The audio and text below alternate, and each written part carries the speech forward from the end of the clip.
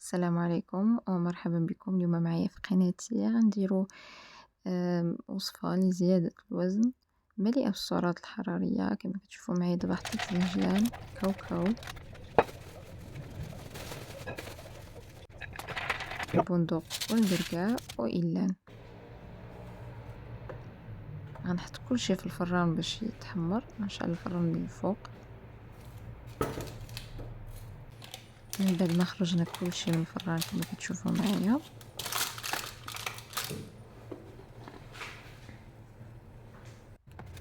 طحنت هنا الزنجلان وإلان والكاوكاو. كما كتشوفوا معايا الكاوكاو كيطلق داك الزيت ديالو، كيولي بحال كيولي معلك.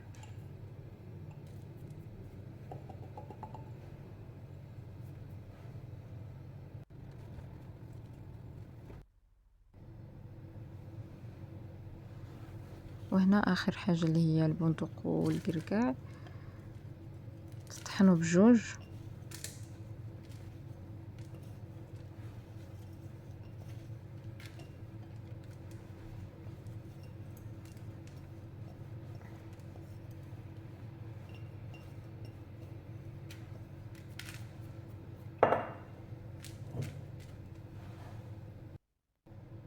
هنا قبل ما نبدا كنت درت 5 ديال التمرات في الماء يطلقوا مزيان.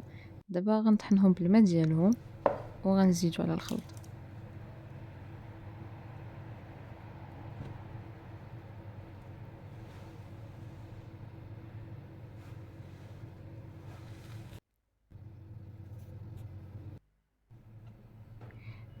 هنا جبت العسل ديال الطغموس، غنزيد مقدار ديال 4 ديال المعالق كبار.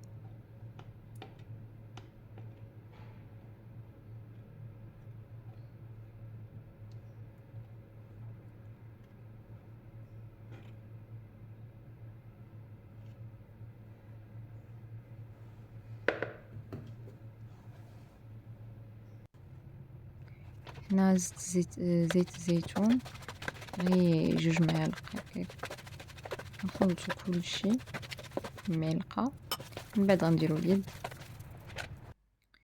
اختاريت انني نحطها في هاد العلبه ونبقى نحطها في الثلاجة. بالنسبة لهاد الوصفة فهي تنفع الناس اللي فيهم فقر الدم، نقص الحديد، كيحسوا بالسخفة ملي كيكونوا صايمين، كيضعفوا بزاف في رمضان. غير هو خاص الاستمرارية والمداومة عليها. كتاكلوها بعد الفطور وبعد السحور. شكرا لكم على المشاهدة. رمضان مبارك علينا وعليكم.